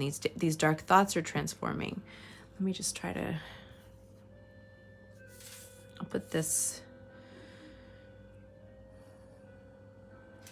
What am I going to do, you guys? Dark thoughts way over there, because you know what? They're healing. They're cleansing. Your angels with the angel light are protecting you. What was I saying? Oh, I was talking about looking at that stone, looking for it specifically, wandering around trying to find it. Yeah, like wandering around in life, like lost. You're ending that karmic cycle of people pleasing, of connecting with the wrong people in your life. You're bringing in new connections into your life that are really going to help support you on this new path, the path that's actually right for you. Oh. This table's round, so I love it. I love it as a background. Sometimes I haven't figured out how to lay it out really nicely. That's fine. It works. Perfection. That's another issue. I find that when oops. Oh my God, the Fool again, you guys. The Fool again. Oh my God. I filmed pile 1 and 2 early, an hour or so earlier because I was coughing. I've been sick, but I feel so much clearer now in this reading and kind of a lot more energy. I just feel this rebelliousness coming through. You're just I'm just done pleasing everybody else. I'm doing life for myself, and you feel so empowered. And the spirit world, the world around you, is really responding to this new energy that you're embodying. You know, the sun is shining. Look at this butterfly that has wrapped its way around you. Total transformation, leading you the way. Having all the tools in your bag to make this new path work for you, and you feel really positive about it. I don't feel like you have any guilt or any shame or remorse about walking away from these situations, these people, this life that wasn't aligned for you. You're just really embracing this transformation. And you don't even see the dangers on your path. You're like, whatever. I know I have the skills. I know I can overcome it. I'm brave. Look at her. She's riding the bull, so to speak. She's so brave. She's determined to reach her final destination, I'm hearing. Not in a negative, destructive, everyone's gonna die sense like the movies, but the end of time, when you finally finish at the end of your life, okay, hold on. For a lot of you, I'm seeing the end of your life matters. That you're looking forward to the end of your life on your deathbed and thinking, how do I want to feel? You're actually thinking about that. How do I want to feel? What do I want to remember about my life? Who do I want to have with me at the end of my life? Oh, I'm seeing the Notebook right now too. So if you aren't with your soulmate, then maybe you're thinking a lot about your soulmate. You're like, who do I want to spend the rest of my life with? Who do I want to die next to? And I think that you're thinking about somebody specifically. If not, you're just wanting this really caring, loving connection to come in. Because you're thinking a lot about the end of your life. You're thinking I want to build something lasting. I want to experience it all. I want it all, I'm hearing. Which is kind of the Fool energy. I want it all. And they don't see the limitations. Even this Fool doesn't see this big cliff, this drop off. He's just letting go and allowing, fate to take the lead, or the universe to take the lead to catch him if he were to fall. But he's sort of just floating there. He's not even falling. He's just floating, walking on water, I'm hearing, Jesus. They say that Jesus did, walking on water, doing the impossible, making the impossible happen, and not even caring about the pitfalls, you know, and as long as you don't believe in pitfalls, then they won't actually happen. I was saying the Hierophant, wasn't I? Yeah, with those numbers, I said Hierophant here, which I believe, if I'm not mistaken, is Taurus energy. So we have lots of Taurus energy, very grounded, earthy energy. Oh,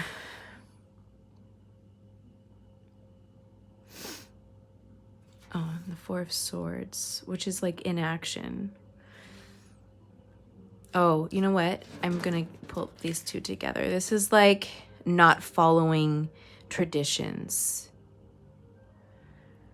Yeah, these came out together. I'm just going to put those kind of like no longer following traditions, making your own rules, resting, stepping away from society as you've come to know it, right? Like I don't see a lot of inaction though, so I think it's more like not following the rules anymore. I don't see a lot of inaction here. I actually feel like this impulsive energy to go, to venture out and do something else. Like it's just this like fidgety energy. Yeah, Prince of Pentacles. That's funny because the Prince of Pentacles is very like, I have the Prince of Swords at the bottom of the deck, which is these are knights. There's the princess is the page in this deck. So the Knight of Pentacles, and then we have the Knight of Swords at the bottom of the deck. The Knight, actually, those are kind of, I'm just going to put this here. Following your own truth. I'm hearing Spirit say with the Prince of Swords or the Knight of Swords, following your own truth, your own path, unapologetically. Not giving an F what other people think. The Knight of Pentacles is slower energy. It's methodical. It's grounded. It's like forward thinking, but taking the steps necessary to get it done. I do feel like that fidgety energy though. So I'm kind of feeling this energy of like, come on, let's go. Like I'm ready for something really big. But you feel almost as if it's all happening a little bit too slow in this moment right now. You like want this. Following your own truth, the Prince of Swords can be really fast moving energy, right? It's like the Knight of Swords is very like the knight in shining armor kind of energy in the whole tarot. I find it's just like that very brave, strong, determined, resilient, focused, passionate energy, similar to the Knight of Wands. Very quick though, like super, super fast, very impulsive, very like, okay, you want to do this? Let's go do it right now. Let's get up, let's go. Fidgety, I'm hearing. And so, but Spirit, I think this is Spirit saying, okay, you're in this energy, you're on the right path, but slow it down a little bit, think a little bit, you know, take your time a little bit. There's no rush to the finish line. There's no need to rush. Oh, I want to look at this. What's he holding? Is that like a globe in his hands? Can you guys see? Is that a globe attached to the bull? It's similar to the Chariot card, doesn't it? It looks similar to the traditional Chariot card. Or it kind of looks like a bomb. Like one of those... What are those... They look like that. They have those ridges. Yeah, it does. It kind of looks like those bombs. Like those... What are they called? Tell me in the comments if you know. Like the ones with the pin in the movie. They take out the pin and throw it. Like those little handheld things. It looks kind of like that, but obviously bigger. Or a globe. But I feel this energy of like, you feel like you're sitting on a bomb. Almost. Like you feel like you have this really big thing to do. All this nervous energy. And you're like sitting on the bomb. Cushioning the blow, so to speak. So I think Spirit is just saying like tame your impulses a little bit. Impulse is different than joy. Following your impulses can be very karmic behavior, or, you know, conditioned behavior, thoughts, thinking, impulses, following those impulses that are rooted deep within your nervous system, in your body, that are, you know, stemming from old wounds from the past, you know, reacting to situations, just to triggers impulsively and recklessly, which can be the Prince of the Knight of Swords as well sometimes. So Spirit's saying, okay, like you're onto something here, making your own rules, you know, no longer following the path, the traditional path, right? Stopping that, putting that, kiboshing that, putting that to an end. And then, but still feeling this like nervous energy, like, oh my God, I need to do something, be somewhere, impress somebody. And that is a trauma response. So slow down, be more methodical, feel the energy, feel it, you know, hold on to it. Don't like forget about it. Don't ignore it, but hold on to it and just sort of let that energy fizzle out. Let that energy pass, because it will pass. And as you feel the energy in your body, while allowing it to move forward, it dissipates, and it actually releases the traumatic energy in your body and changes the way your brain reacts to stress in the future. As long as, you know, you keep doing it. Every time this energy of impulsivity, of nervousness, of fidgety, wanting to fidget and do and be, you know, as long as when you get that urge, those impulses, just take a breath. Take a step back. Maybe that's what the Four of Swords is about here, is like, okay, now take a step back, relax, get grounded too with the Taurus and the Hierophant here. Get really grounded into the earth, go out in nature, and that's going to help you think more clearly about how you're going to move forward. You know, it'll also help you with this new supportive connections in the center of your reading. It's going to help you connect on a different level with people.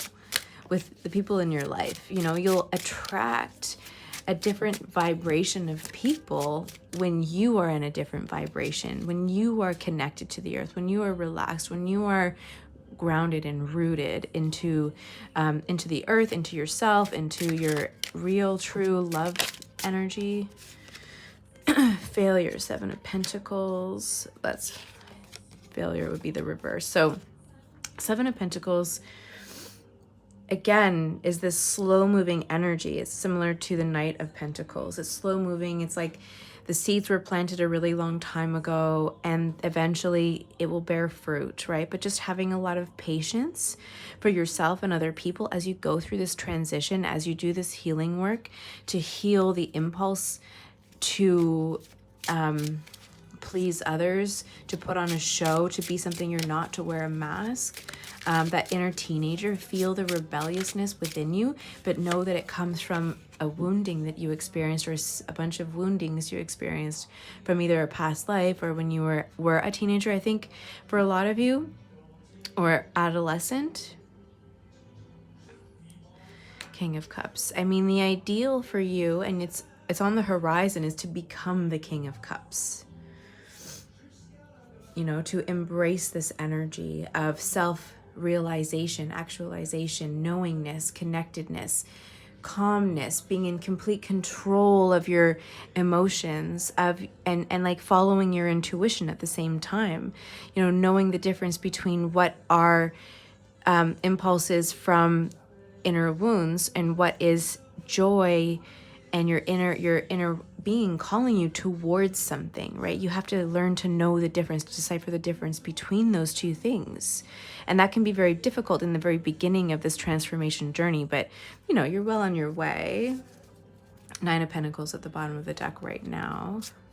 I'm not going to pull it out, but it is about the energy. The Nine of Pentacles is about wish fulfillment, getting everything that you want, because it matches and mirrors your own energy. When you look around you right now at your environment, where you live, the people in your life, how you feel in the place that you live, your work, finances, all these different things, right? Look at it and see where it might be a mirror reflection of what's going on inside of you.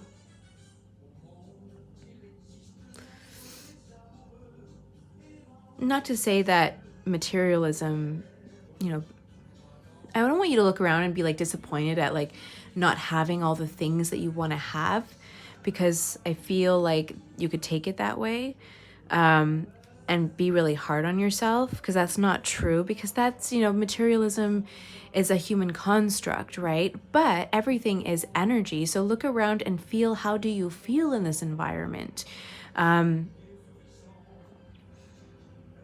Does it mirror your energy? Why and why not? How can you shift your own energy in order to attract the things that you really want?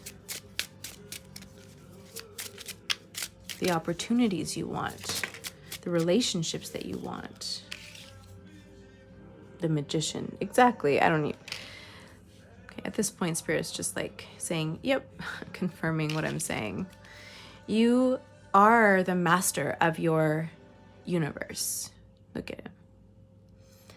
Doing this like ceremony, the spirit world's watching, animal world's really connected, observing you. You're literally creating, you know, whatever it is that you want with your own energy, with your vibrations, with the drum here,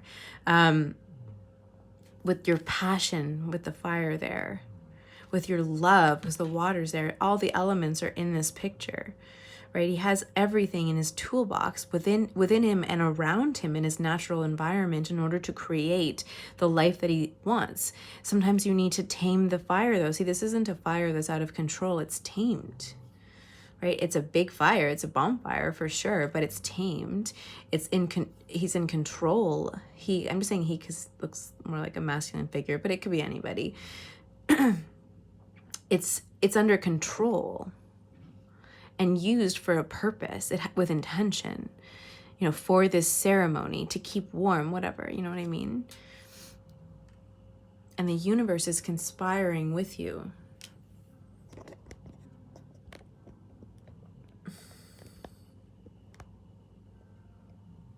I don't know what it is. The last few readings I've done, I just saw 3222 on the clock.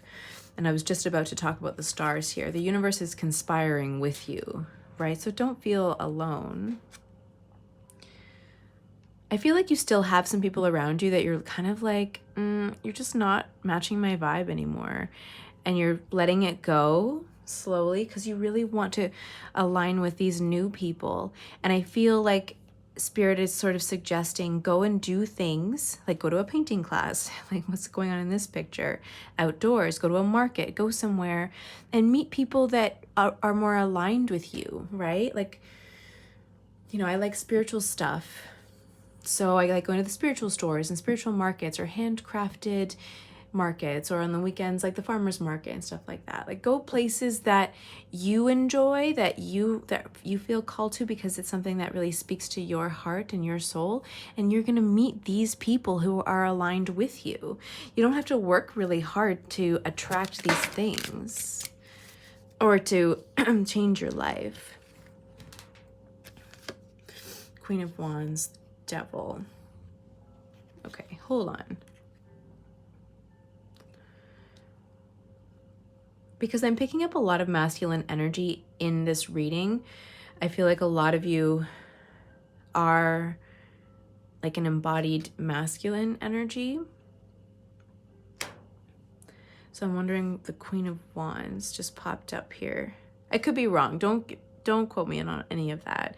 You definitely could be a feminine or very in your masculine, right? You could be really identified with your masculine energy right now. So take it as it resonates.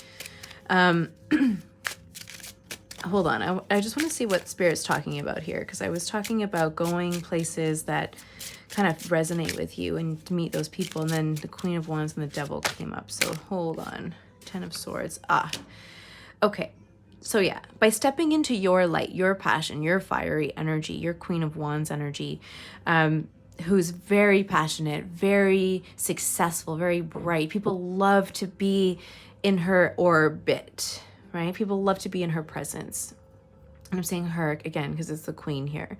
They love it, love it, love it, love it. And this goes to show, like, it comes to that story I was talking about, the court gesture versus the King of Wands or Queen of Wands. That's what this is saying. It's like, don't be the court gesture just for the sake of people pleasing. Be the King of Wands, be the Queen of Wands. And you're going to attract a whole new different vibe of people. Or not, or you're going to go it alone for a little while until you sort of master your energy. But the right people and experiences and are going to be attracted to you. You know, sometimes you do have to put yourself out there a little bit. Sometimes when you start this healing journey, we go into a bit of a hermit mode and sort of self-protection and healing and quietness and separation from people, places, and things, you know, which can be really healing and good.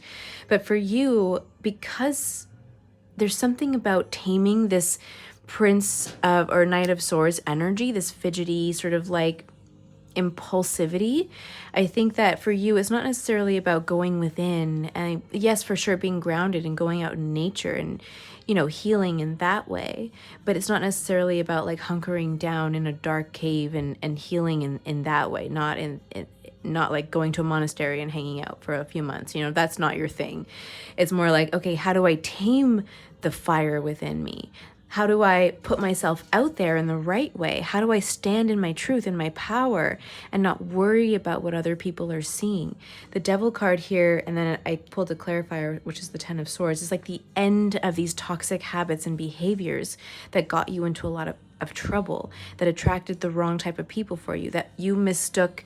It's like you were mistaking, you know, sex, drugs, alcohol, parties, the fast life, so to speak, with who you were. But it was coming from the motivation behind it was to people please, was to seek validation, was to find love where you never experienced love before.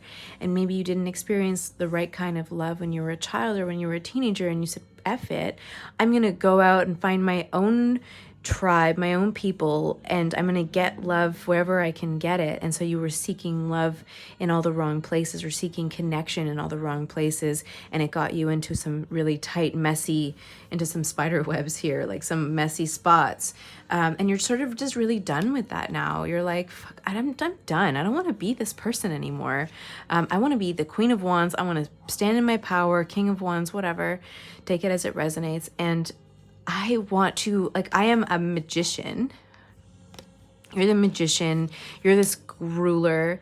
You have so much power inside of you, so much truth, so much fiery energy. You are this shining star. People want, I'm seeing like people just throwing money at your feet. Like people want to give to you. People want to celebrate you. People want to be in your orbit.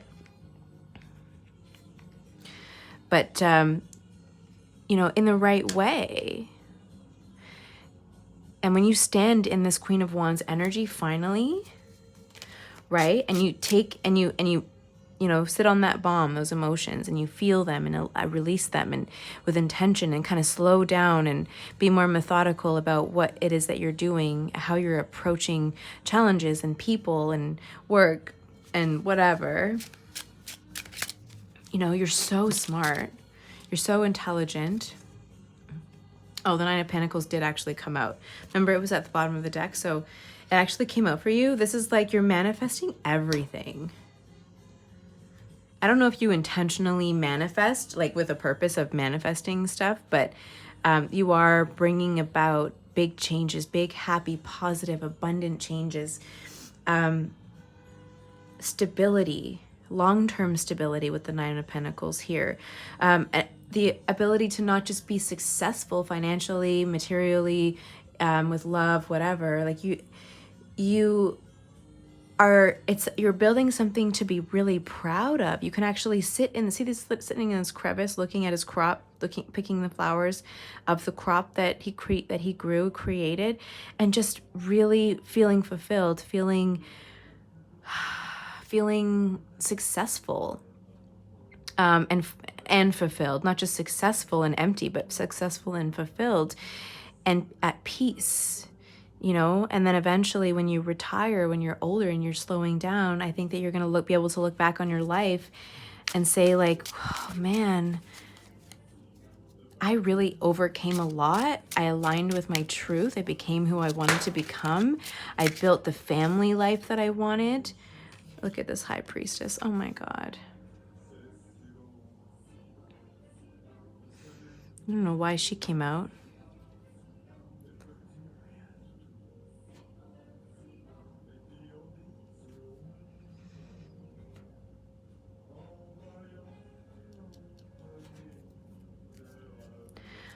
Oh. Okay, this is another message. I don't know if I should go into it.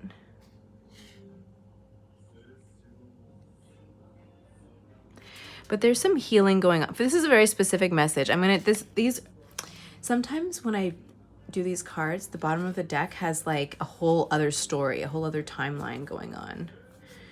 So I'm just going to go through this quickly, but I was just talking about the end of your life, looking back and like, oh my God, I'm so proud of what I built.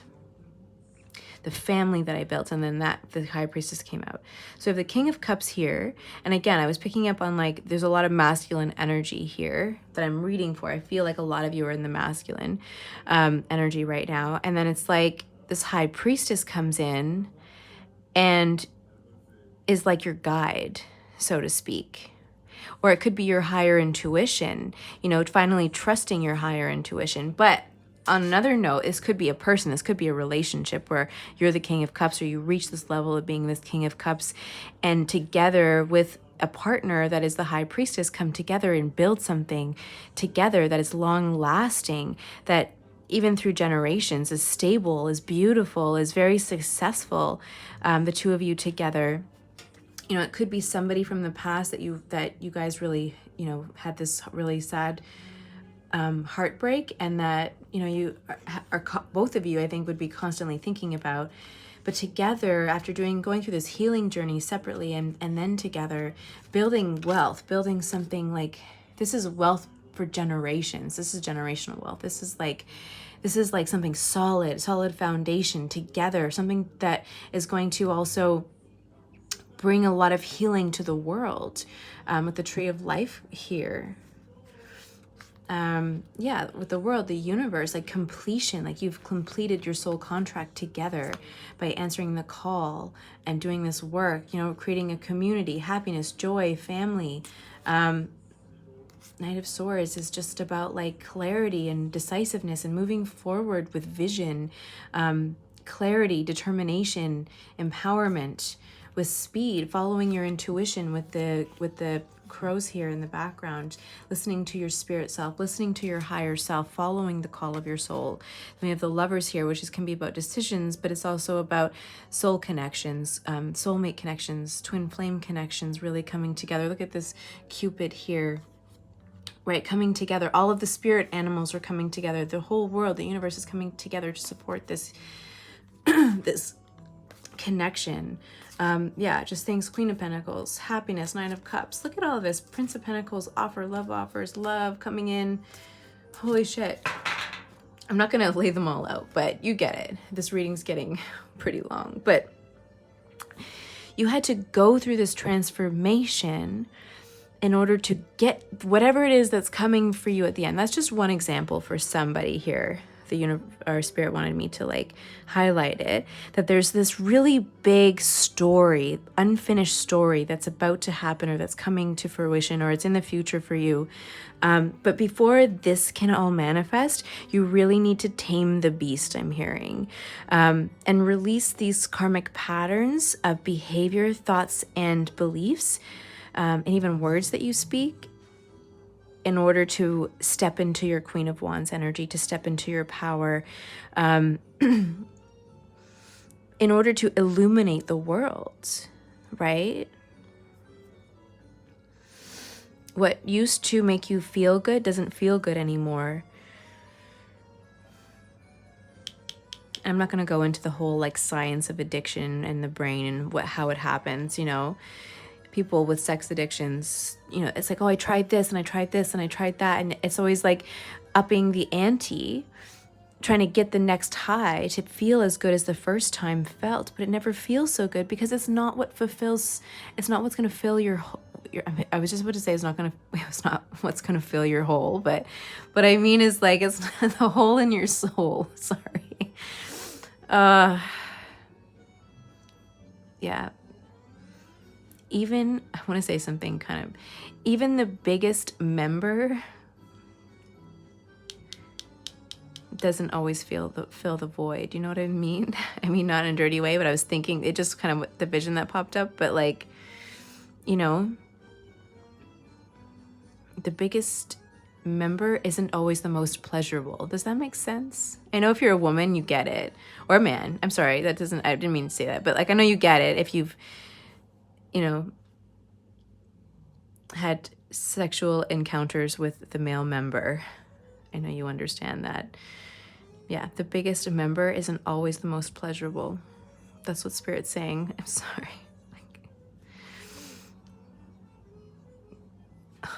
Okay. I'm not going to go into this 18 plus type of reading.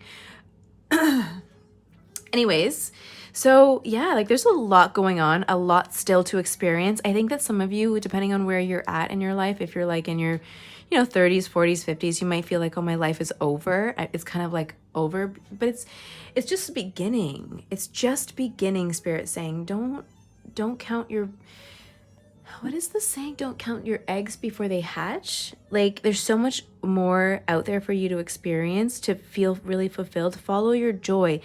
But this line right here is really important. Stay grounded, stay rooted, rest. Fall away from the traditional path, right? You don't have to follow traditions, family traditions, religious traditions, society's expectations. Like that's all an illusion. Follow your heart. Manage your impulses, impulse control, zen out a little bit, right? Sit on that bomb. Feel those emotions. Don't react to them. Feel them. Slowly but surely, things will start to evolve and change, and you'll have more clarity moving forward. Yeah, and you do whatever you can do to end these, you know, really toxic behaviors that aren't doing you any good, right? Like I'm not going to get into a whole philosophical lesson about that, but, you know, there's something here that's keeping you really stuck in this web, or has kept you really stuck, and it's not serving you. And there's a reason for that. There's a reason it's not fulfilling you anymore. It doesn't feel good anymore because it's not aligned to you. You know, it's not you. Maybe there's other people where they're really aligned to that. It's not for you though. So let it go, step away, and step into this destiny over here. Like there's so many really cool things that could be happening. Follow your intuition. Trust what it's telling you. Trust your heart to lead you forward. Okay.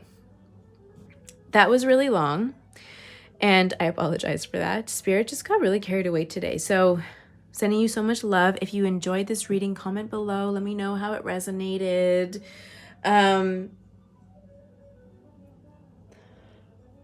Oh my gosh.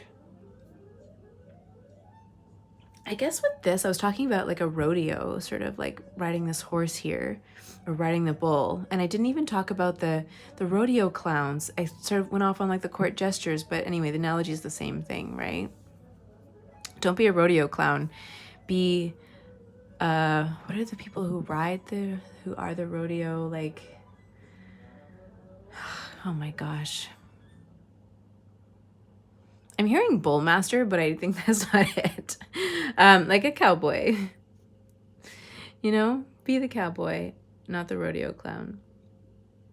Anyway, sending you love. Comment below. Let me know how it resonated. Like the video if you liked it. And if you're not already a part of my community, please consider subscribing so that we can stay connected and so that you don't miss anything else that I upload. Sending you so much love, and I can't wait to read for you next time. See you soon. Bye.